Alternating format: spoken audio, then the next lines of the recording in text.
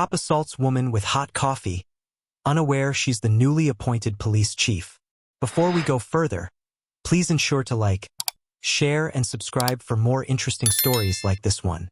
Monday mornings in the city always carried a certain energy. Hurried, restless, and unrelenting. The little cafe on the corner, usually a haven of comfort, buzzed with its own blend of clinking cups, muted conversations, and the hiss of steaming milk. Commuters lined up for their caffeine fix, their faces washed in soft golden light filtering through tall windows. Among them stood Officer Mark Jensen. His uniform, though neat, looked heavy on him that morning. His shoulders were tense, jaw clenched tight, and his eyes flicked restlessly from the menu board to the sluggish line ahead. The overnight shift had drained him. Patience was thin, nerves thinner. He tapped his boot on the tile floor, a dull rhythm that betrayed the irritation simmering beneath his stoic facade. As he edged closer to the counter, someone brushed past. A slight jostle, nothing more than a graze of fabric and a faint murmur of "excuse me." It was a woman, tall, poised, her strides purposeful but unhurried. Her dark jacket fit sharply across her shoulders, her chin lifted with quiet confidence. She barely glanced at him as she navigated past, intent on reaching the counter. For Jensen, that single, insignificant moment cracked something open. His breath sharpened. How dare she cut ahead? His exhaustion twisted it into something personal. His authority, unquestioned in uniform, felt undermined here, in public, by a stranger who didn't recognize or respect him. His voice cut through the hum of the cafe, sharp and confrontational. "Hey, watch where you're going." The woman turned, her expression unreadable. Calm, cool, and composed, too composed, Jensen thought bitterly. No apology. No recognition of her error. That infuriated him further. His grip tightened around the disposable cup in his hand, knuckles whitening. His heart pounded with something deeper than annoyance, ego, bruised pride, all spiraling unchecked. Before logic could intervene, he acted. With a quick, violent flick, he flung the contents of his cup forward. Dark coffee arced through the air, droplets scattering like shrapnel, landing squarely on the front of the woman's jacket and across her face. A sharp, collective inhale swept the cafe. Conversations stopped mid-sentence. Spoons hovered above cups. Every eye turned to the unfolding scene. Steam rose faintly from her clothes. Jensen's chest heaved once, and then silence wrapped itself tight around them both. But the woman didn't flinch. She blinked once, slowly wiped a stray drop from her cheek, and fixed her gaze on Jensen. No anger. No surprise. Just deliberate, unwavering calm. Her hand reached into the inside of her jacket and drew out a leather badge holder. She flipped it open with measured ease, her voice low and authoritative. "Olivia Daniels, Chief of Police." The words, clear and precise, dropped into the thick silence like stones. Jensen's breath stalled. His eyes locked on the gleaming shield, the emblem unmistakable, undeniable. His mouth parted, but no words came. Around them, the cafe patrons slowly registered what had just happened. Murmurs stirred, hushed and urgent. Daniels tucked the badge back into her jacket. Her eyes never left Jensen's. Calm, yes, but beneath the calm was something firmer, steel tempered by experience, resolve honed razor-sharp. She had seen men like Jensen before. Men who let power cloud their judgment, who mistook authority for immunity. Without raising her voice, she spoke again. "I suggest you sit down, officer. You've just committed assault." The shift in the room was palpable. Where moments before Jensen had stood with assumed authority, now it slipped from him visibly. His spine lost its rigidity. His mouth twitched in futile protest before closing again. A cafe employee quietly stepped aside to call emergency services. Several patrons, sensing the gravity of what they had witnessed, began pulling out phones, capturing images, video, evidence. Daniels moved carefully, as though orchestrating the next steps in her mind. She approached the counter and requested the security footage from the barista, her tone courteous but direct. Returning to Jensen, she maintained distance but made her position unmistakably clear. 2 officers arrived minutes later. Daniels greeted them formally, producing her badge once more. Recognition flickered in their eyes, followed quickly by a quiet professionalism. Jensen, realizing the full extent of his blunder, avoided eye contact. His bravado had crumbled, replaced by a dawning dread that rooted him to the spot. As the officers approached him, Daniels issued her command cleanly. "Officer Jensen is to be detained pending investigation for assault on a superior officer." Ensure the security footage is secured and witnesses are identified. The other patrons shifted, some murmuring to each other in astonishment. In all their years frequenting the cafe, they had never seen anything remotely like this. Jensen complied numbly, allowing himself to be escorted outside without resistance. His badge and weapon were quietly taken from him by protocol. He disappeared through the glass doors, his figure shrinking into insignificance on the busy sidewalk. Inside, normalcy tentatively began to return. Conversations resumed in hushed tones. Coffee orders were quietly filled. But the atmosphere remained charged, the weight of what had transpired lingering like static in the air. Daniels took a napkin and blotted the front of her jacket. The burn from the coffee had been minor, more an inconvenience than an injury. Yet the symbolic weight of Jensen's action carried far deeper implications than physical discomfort. Sliding into a seat near the window, she exhaled slowly, her gaze drifting over the cafe patrons who watched her with a mixture of curiosity and newfound respect. Today had not gone as she had planned. Her first official appearance in the district was supposed to be at the department headquarters. Not here, not like this. Still, fate had handed her a different introduction, one perhaps even more meaningful. In a single morning, the city had seen her not just as a title but as a leader unwilling to be intimidated or disrespected. Officers across the precinct would soon hear how the new chief handled misconduct with composure, precision, and zero tolerance for abuse. Outside, the city's pulse carried on. Inside, Daniels sat back, her posture unshaken. The first challenge of her tenure had arrived uninvited, but it had been met decisively. And in that cafe, over cooling cups of coffee and scattered conversations, the story of the new chief, the woman who stood her ground, had already begun to spread. The cafe's hum had long since died, leaving in its place a dense quiet that pressed against the windows and wrapped around every patron. The hiss of the espresso machine, the gentle scrape of chairs, even the soft rustle of newspapers, all of it had fallen away the moment the hot coffee hit Olivia Daniels. Now, with Jensen's rash act hanging heavily in the air, Chief Daniels stood at the center of the storm. There was no flash of anger in her expression, no hurried movements or raised voice. She simply took in the room with a measured gaze, one that weighed every detail, every person, every potential next step. Years in law enforcement had honed her instincts to something near surgical, and now those instincts kicked into gear. She cleared her throat, not loudly but with just enough command to snap the bystanders' daze. Her voice, cool and exact, cut clean through the fog. Ladies and gentlemen, if you witnessed what happened, please take note. If you have a phone, document what you saw. I encourage you to record if you feel comfortable doing so. Phones appeared almost immediately, hesitant at first, but then steadily rising into view.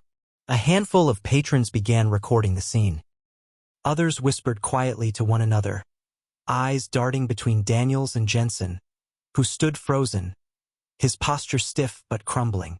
His lips parted, a breath caught, and then came the inevitable stammer. Chief Daniels, I didn't mean to. Her hand rose subtly, halting him mid-sentence. Officer Jensen, that's enough. Her tone didn't waver, didn't soften. This is not a discussion. What just took place will be handled formally. An official report will be filed. Jensen's throat bobbed, his jaw clenching in futile protest. His badge, the symbol of his authority, now felt like a weight dragging him down rather than lifting him up. His gaze flicked to the phones trained on him, then back to Daniels, calculating the rapidly shrinking options in front of him. None looked promising. Daniels turned her attention to the counter, where the cafe manager stood rigid, wide-eyed and unsure. With a single nod, she approached slowly and asked, "May I review your security footage, please? I'll ensure it's included in the report." Her professionalism eased the manager's apprehension. Wordlessly, he gestured toward the back office, already reaching for his keys. Before she could follow, the soft chime of the front door interrupted her. Two uniformed officers stepped into the cafe. Their arrival, though calm, sent an unmistakable ripple through the room. They scanned the scene quickly. The halted conversations, the recording phones, the distinct posture of Officer Jensen standing rigid and uncomfortable. One of them, Officer Ramirez, recognized Jensen immediately. His brows knit in confusion before shifting to Daniels, who approached with steady, confident strides. She withdrew her badge again, presenting it with unmistakable clarity. "Olivia Daniels, Chief of Police. I'm assuming you're responding to the disturbance call from this address? Officer Ramirez straightened immediately, exchanging a look with his partner, Officer Chu. Yes, ma'am. We received a report of an altercation involving an officer. Correct, Daniels replied crisply. Officer Jensen assaulted me. I am formally ordering his temporary detainment pending an internal investigation. The cafe's security footage will corroborate the incident, as will multiple witnesses here. Neither officer questioned her. They didn't need to. The authority in Daniel's voice left no room for hesitation. Ramirez nodded once and turned to Jensen, whose skin had drained of color. Officer Jensen, please come with us, Ramirez said firmly. His tone was polite but absolute. The power that Jensen had carried into the cafe earlier that morning evaporated before everyone's eyes. The man who had once barked orders with unchecked confidence was now being guided, gently but unmistakably, toward the door. His shoulders sagged slightly, his jaw locked tight in silent frustration. He made no move to resist. He couldn't afford to. The patrons, previously subdued, now whispered openly. Some leaned to each other in disbelief. Others simply watched in fascination as the tableau unfolded, a reversal so swift and precise it was almost cinematic. As Jensen crossed the threshold, the chime of the door echoed again, softer this time, but final. He vanished from view, escorted down the street toward a waiting cruiser. For the first time in what felt like hours, the air inside the cafe seemed to move again. Customers slowly lowered their phones. A few cautiously approached Daniels, offering their accounts willingly, eager to ensure the truth of the scene would not be lost. Daniels thanked each person with a nod, her demeanor unshaken despite the ordeal. She accepted the cafe manager's offer to review the footage, her gaze occasionally drifting back toward the now quiet entrance. The adrenaline that had carried her through the confrontation ebbed, but not her focus. Her phone buzzed at her side, department contacts already alerting her that the news of the incident had begun to circulate through precinct channels. That was fine. Better that they heard it now, unvarnished, rather than through rumor later. By the time she returned to her seat with the assurance that the security footage was secure, much of the cafe had resumed its earlier rhythm. Orders were placed again. Lattes hissed from the machine. But the looks directed toward Daniels were different now. Not simply curious, but weighted with recognition. This was their new police chief, and she had just demonstrated with calm precision exactly the kind of leadership she intended to bring. Daniels folded her hands on the table, her breathing even and steady. She didn't gloat. She didn't dwell. There was too much ahead to waste time on that. Officer Jensen's detainment was only the first ripple in what would likely become a wave of departmental scrutiny. And as she sat in the warm corner of the cafe, the soft clatter of porcelain and distant city traffic outside, Daniels knew one thing with certainty. Her tenure had begun not with a quiet press conference or staged photo op, but with action that people would remember.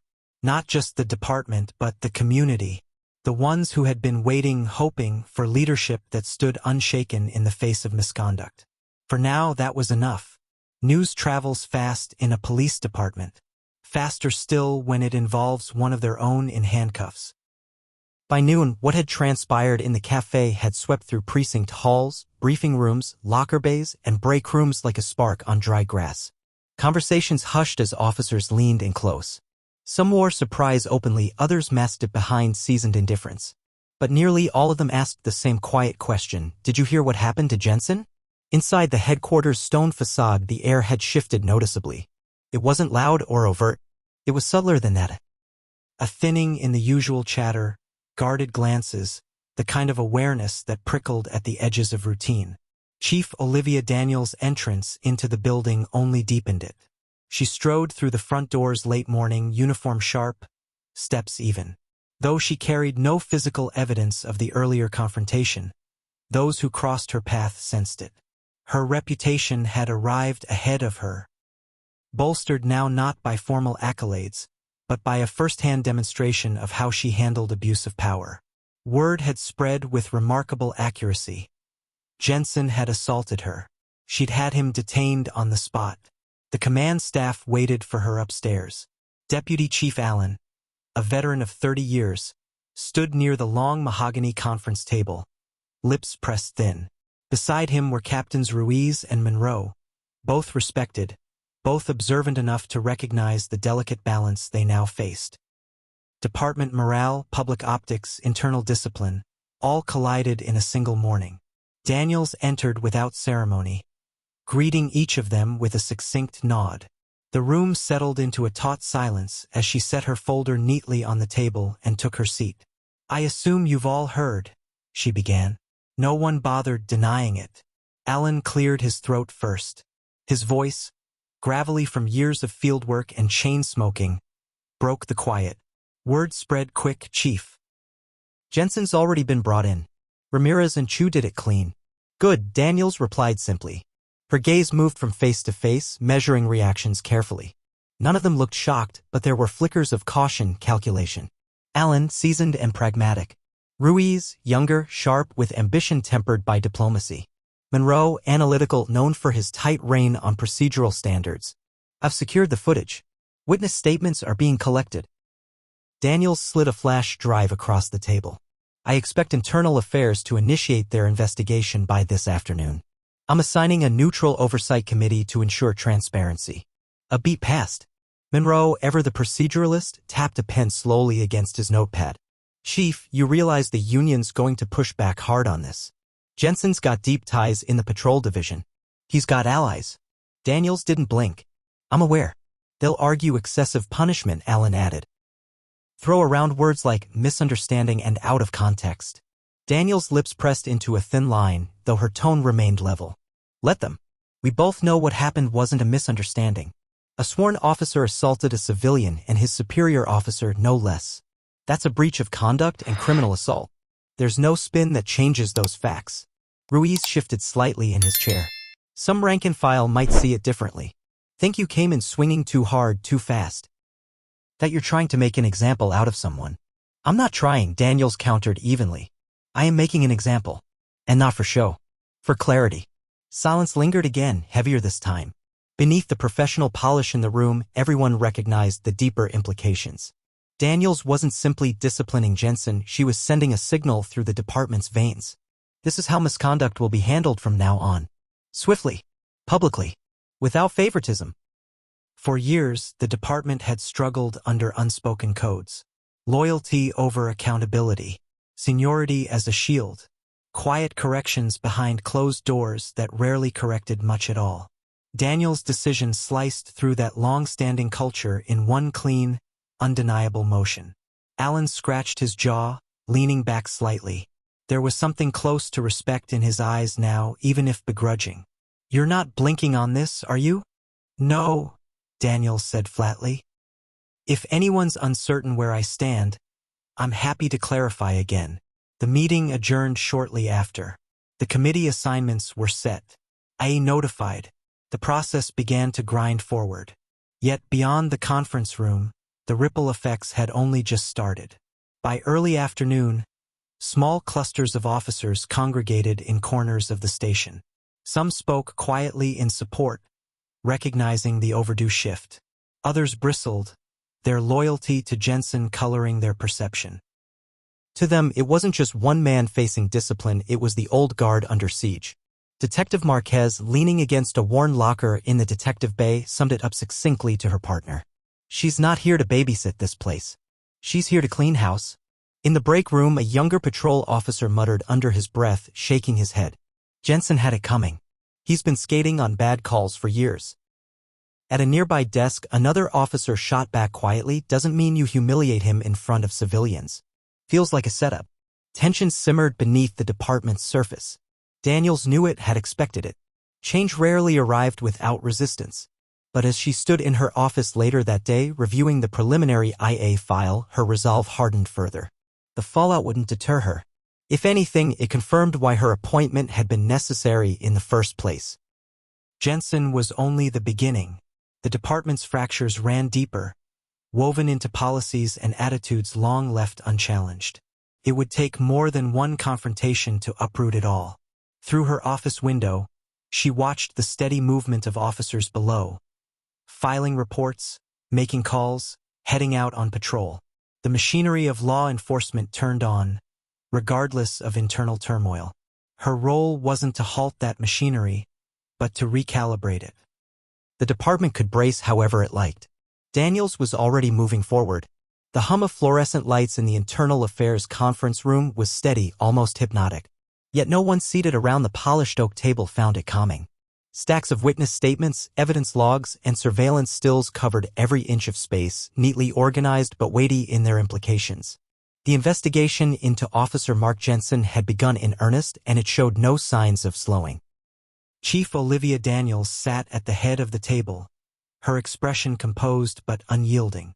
Every document passed through her hands, every interview transcript reviewed with the same meticulous focus she'd maintained since the cafe incident. This wasn't just a procedural necessity for her. It was a test, one the entire department was watching closely.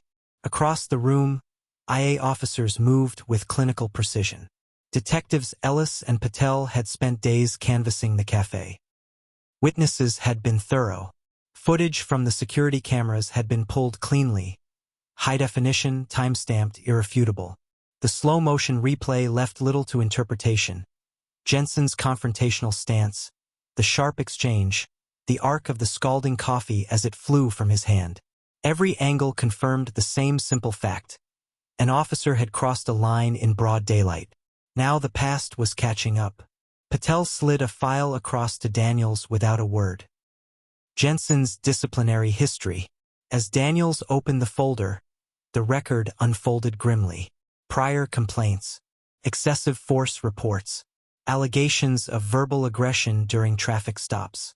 2 citizen grievances from the previous year, one dismissed on technicalities, the other quietly settled without public disclosure. Each incident on its own might have faded with time. Together, they painted a picture that was difficult to ignore. Daniels tapped her pen slowly against the table as Ellis spoke. We've corroborated 3 prior incidents with matching witness patterns. Short temper, escalating behavior, disproportionate responses. And none resulted in suspension, she asked, though the question was rhetorical.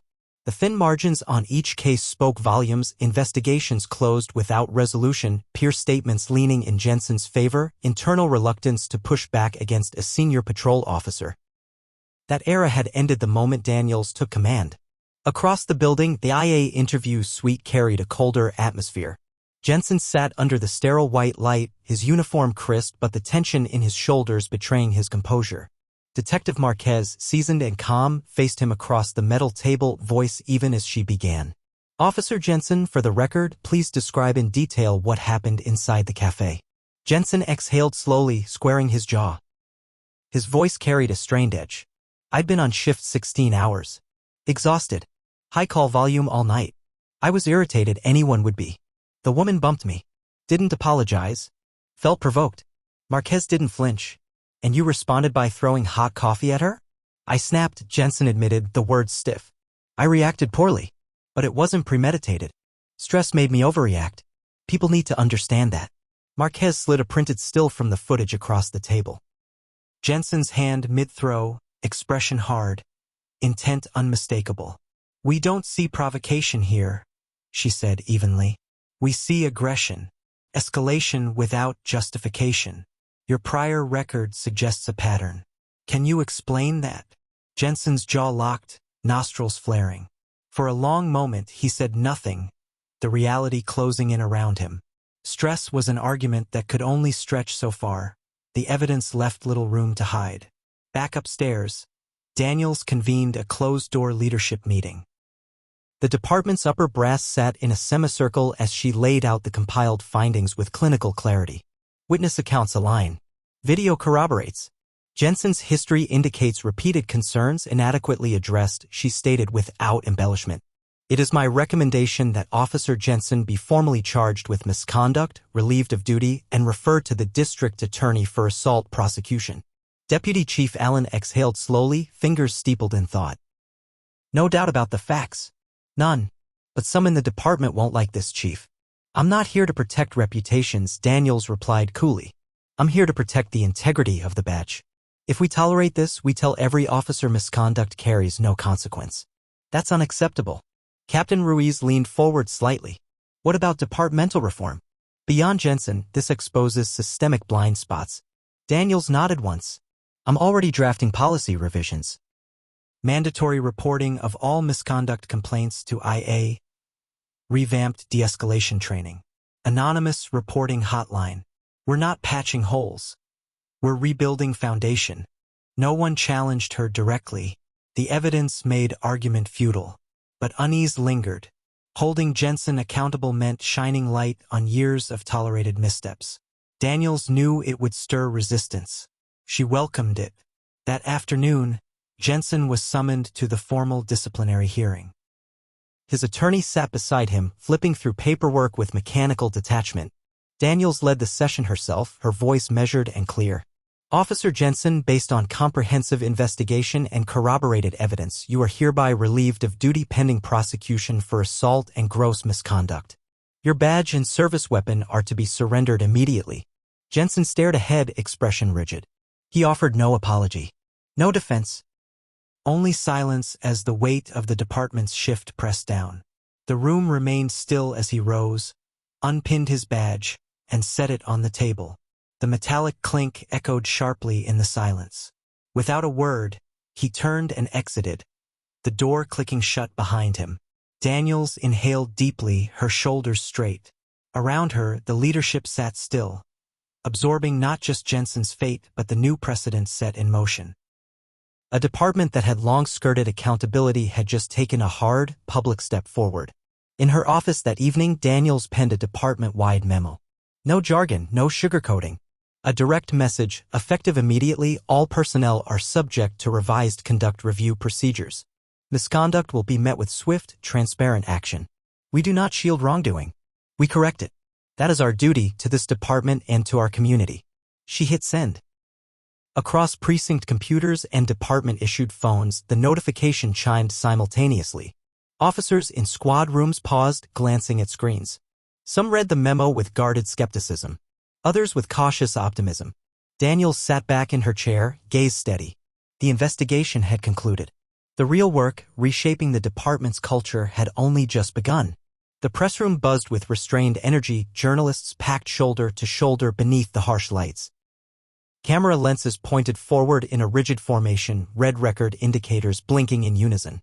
Murmured speculation rippled through the crowd, fragmented phrases floating above shuffling notepads and glowing phones. The café incident. Officer Jensen, the new chief, unprecedented move. At exactly 10 a.m., Chief Olivia Daniels stepped up to the podium. Her uniform was immaculate, her posture unwavering. The seal of the Metropolitan Police Department gleamed behind her, flanked by the city's flag and the national colors. As flashes fired and camera shutters rattled like distant hail, Daniels' eyes scanned the room once, gathering the charged atmosphere into her measured calm. "Good morning," she began, her voice resonant and even, cutting cleanly through the layered whispers.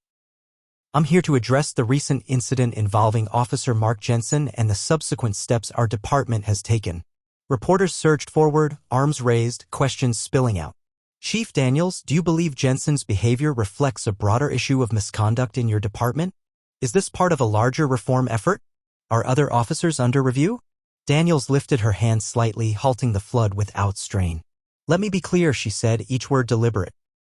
"The actions taken were not personal. They were professional.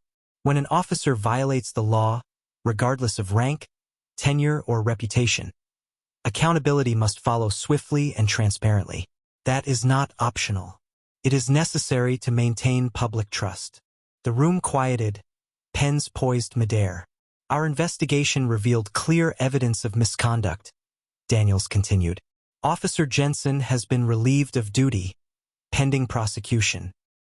More importantly, this department is initiating comprehensive reforms designed to eliminate the structures that have historically shielded such behavior." Her gaze remained steady, her voice unshaken. "We will implement mandatory reporting mechanisms, overhaul internal review protocols, and ensure no complaint, citizen or internal, is dismissed without exhaustive evaluation. This is not about one officer. It's about the integrity of the institution." A murmur spread. The statement hit its mark, direct, undeniable. A reporter in the second row rose slightly. "Chief Daniels, some community activists say they've heard promises of reform before. Why should they believe it's different this time?" Daniels met his eyes. No flinch, no hedging. Because we've already acted, she replied. We didn't bury the incident. We addressed it publicly and decisively. Trust isn't rebuilt through words. It's earned through consistent action. Watch what we do next. Another voice chimed in. Are you concerned about backlash from within the department? I expect resistance, Daniels admitted without hesitation. Change is uncomfortable, but discomfort is not a reason to retreat. It's a sign we're pressing where necessary. With that, she closed her folder, signaling the end of prepared remarks. The press conference played out across television screens, streaming platforms, and social media feeds within minutes. Clips of Daniels' composed statements looped endlessly. Her unwavering stance at the podium, her clear articulation of reform, her blunt acknowledgement of systemic flaws. In living rooms, community centers, cafes, and public squares, reactions sparked swiftly. On the south side of the city, Reverend Elaine Matthews addressed her congregation during a midweek gathering, her voice thick with tempered admiration. She didn't dodge. She didn't sugarcoat. That's the first time in a long while I've seen a leader in uniform own the truth out loud. Across town, activist Kareem Voss held a small impromptu gathering on the courthouse steps, a cluster of younger citizens leaning forward as he spoke into a handheld mic. I've seen chiefs talk reform before. Never seen one cuff her own officer in public. That counts. But don't let up. One action's not the finish line. It's the first lap. Local business owner Maria Chin, seated behind her bakery counter, replayed a news clip on her phone, shaking her head slowly. I respect what she did. But the fact that Jensen had that history at all? That's what makes people angry. It took too long to get here. Online, conversations erupted in thousands of threads. Hashtags surged, hashtag Chief Daniels, hashtag Police Reform Now, hashtag Accountability in Blue. Twitter timelines flooded with split-screen stills. Jensen's detention on one side, Daniels' press conference on the other. One post shared widely read, "This is leadership. Not perfect, not a miracle, but a start. Hold the line, Chief." Others were more skeptical, talk is nice. So were the last 5 task forces? Let's see results. On cable news panels that evening, pundits dissected every angle. Some praised Daniels' decisive action as groundbreaking. Others questioned whether long-entrenched cultures of protectionism could be uprooted so quickly. The national spotlight lingered longer than expected for a local department story. Back inside headquarters, Daniels sat quietly in her office, skimming through media summaries and community statements gathered by her communications team. The public discourse reflected exactly what she anticipated. Hope tempered by hard-earned skepticism. Admiration, but also challenge. She welcomed both. She wasn't naive. One press conference didn't erase decades of institutional shortcomings, but it created something valuable, momentum. Outside, a soft drizzle began to patter against the windows, city lights blurring slightly. Daniels leaned back in her chair, fingers steepled thoughtfully. The department would feel the strain in the days ahead. Some officers would rally behind her vision. Others would resist fiercely. Public attention would sharpen, demand follow-through at every turn. And that was precisely where she wanted to be. Tomorrow, policy drafts would circulate. Training revisions would begin. Complaint audits would reopen. None of it would happen overnight. None of it would be easy. But the first stone had been cast, and ripples had already spread wider than expected. Chief Daniels understood something critical. In law enforcement, reform didn't start in committee rooms or legal memos. It started where the public could see it, weigh it, and hold it to account. And now, eyes wide open, they were watching.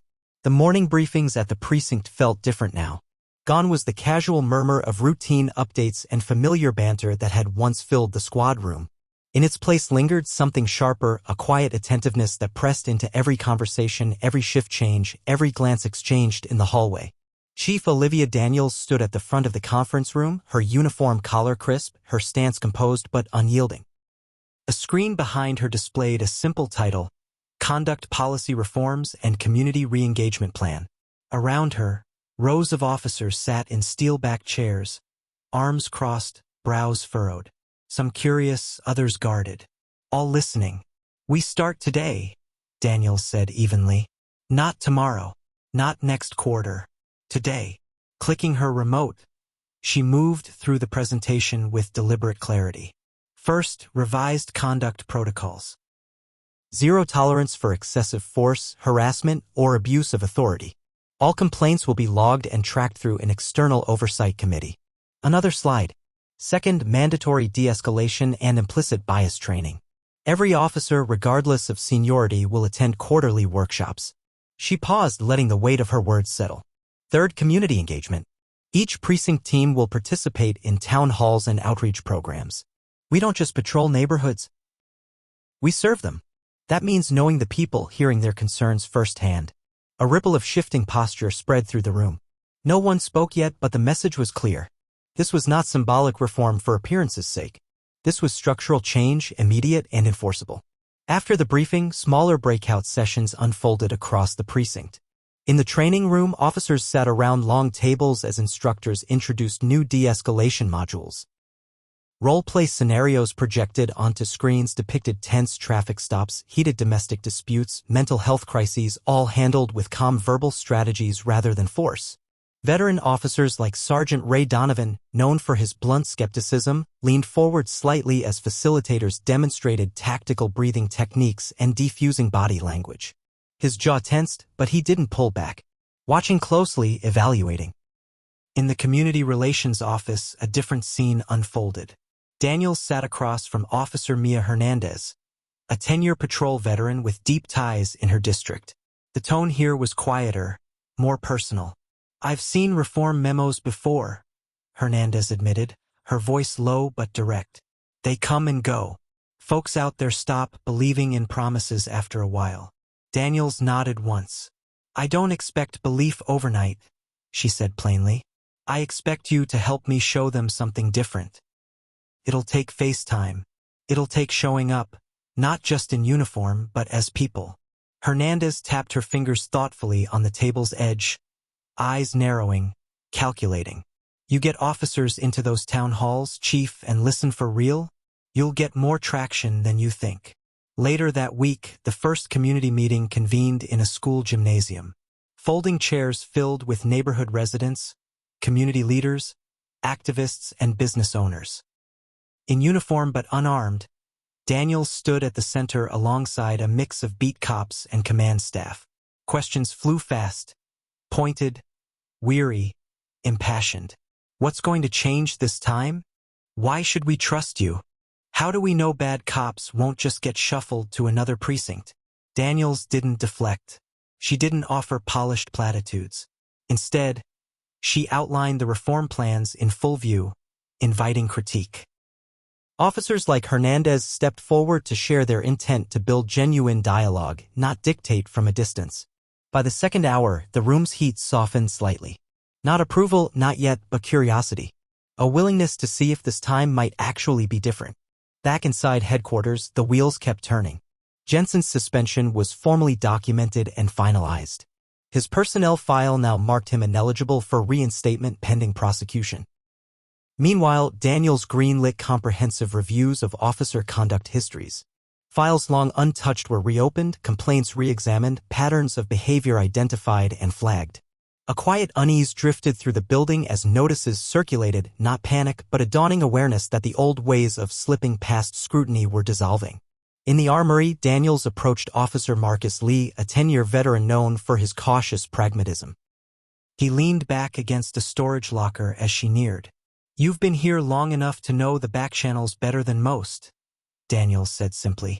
Lee studied her for a beat, then nodded. "Lot of guys waiting to see if you mean it. Lot more hoping you don't last long enough to make it stick." "I plan to," she replied. "Good," Lee answered after a pause. "Because if you do, some of us have been waiting a long time for leadership that takes the rot seriously." The first internal audit reports arrived by month's end. Early findings indicated clusters of concerning patterns, repeated minor complaints against certain officers, informal cliques shielding each other, inconsistent discipline practices. Daniels didn't blink. She issued notices for remedial training, counseling referrals, and in some cases, direct disciplinary proceedings. Quiet conversations unfolded behind closed doors. Some tense, others relieved. as officers realized the department's long-protected shadows were being dragged into the light. By the third month, workshops had become a routine fixture. Officers discussed scenarios candidly, admitting gaps in training they hadn't acknowledged before. Town halls multiplied across districts.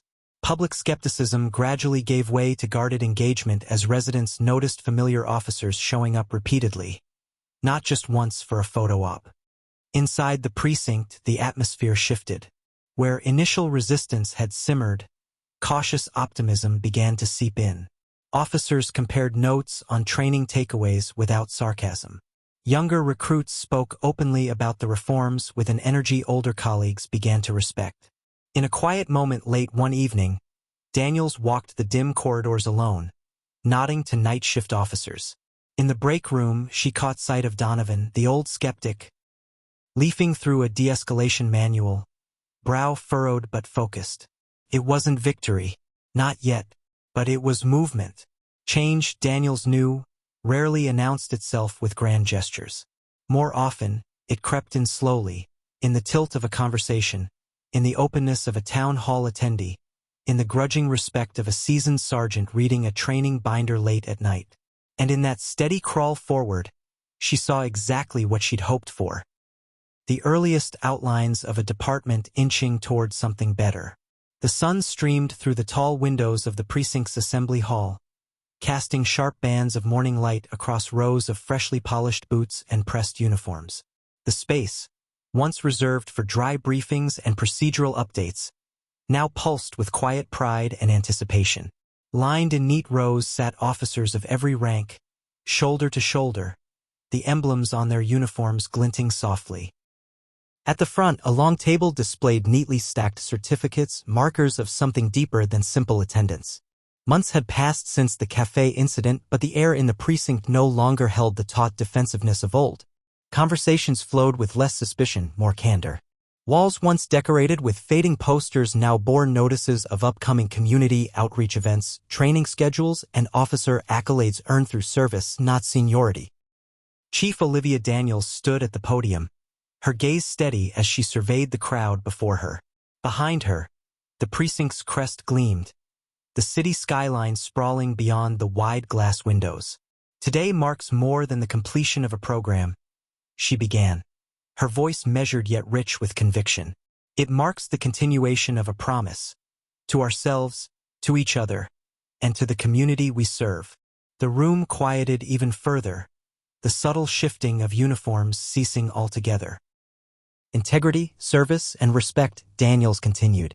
These aren't slogans we recite when convenient. They're principles we've committed to with work that speaks louder than any speech. Her words hung in the stillness, resonating with officers who had weathered the months of reform, reflection, and recalibration. Rows of names were called. Officers rose one by one, approaching the podium to receive certificates denoting completion of de-escalation training, ethical conduct workshops, and community engagement programs. Handshakes were exchanged firmly with eye contact that carried a different weight than before, acknowledgement, shared understanding. Daniels took her time. Each officer received not just a certificate but a nod of recognition for stepping into an era of accountability and growth. No shortcuts, no passes based on rank or tenure. Meanwhile, in a quieter corner of the precinct, a different scene unfolded. Mark Jensen sat at his desk, expression unreadable. His nameplate had been removed, his drawers half emptied.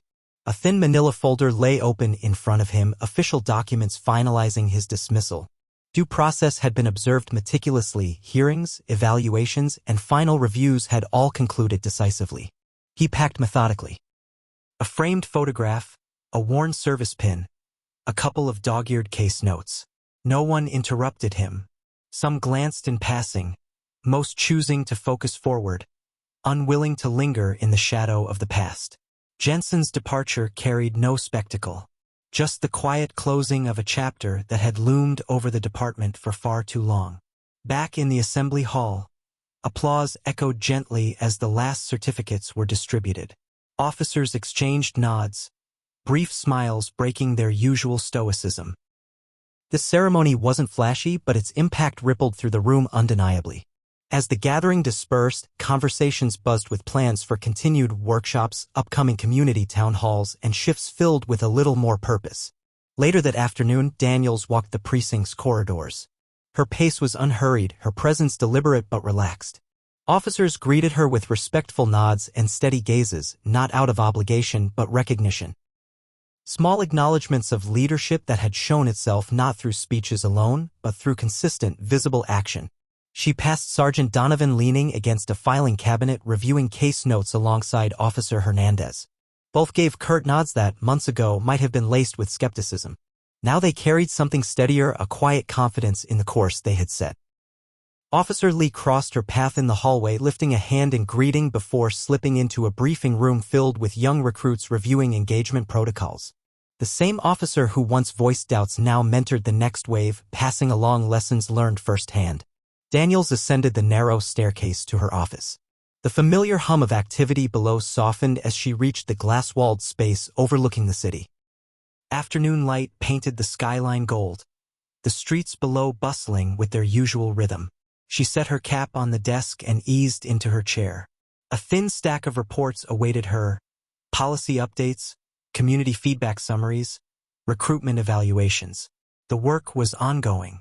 Change wasn't a finish line but an evolving journey. Yet for the first time in a long while, Daniels felt the foundation beneath her feet had shifted firmly. Outside her window, sirens wailed distantly. Not with alarm, but as part of the city's endless hum. She watched as patrol cars moved deliberately through traffic, their presence now colored differently in the eyes of the people they served. Hard-earned trust did that. Slowly recalibrated perceptions, softened long-held skepticism, invited cautious hope. The precinct had turned a corner. Not through sweeping declarations or headline-chasing reforms, but through quiet, relentless effort stitched into every shift, every briefing, every town hall attended. Leadership wasn't inherited through rank alone. It was validated daily through choices made when no cameras rolled and no speeches echoed. As Daniels glanced at the framed photo on her desk, a snapshot of her swearing-in day, she allowed herself a rare, quiet smile. What began in confrontation had yielded clarity. What sparked from outrage had forged resolve. She rose, tugging her uniform straight, and stepped back into the corridor. The day's work wasn't over. It never truly was. But for the first time in far too long, she walked forward accompanied by a force not just uniformed, but united.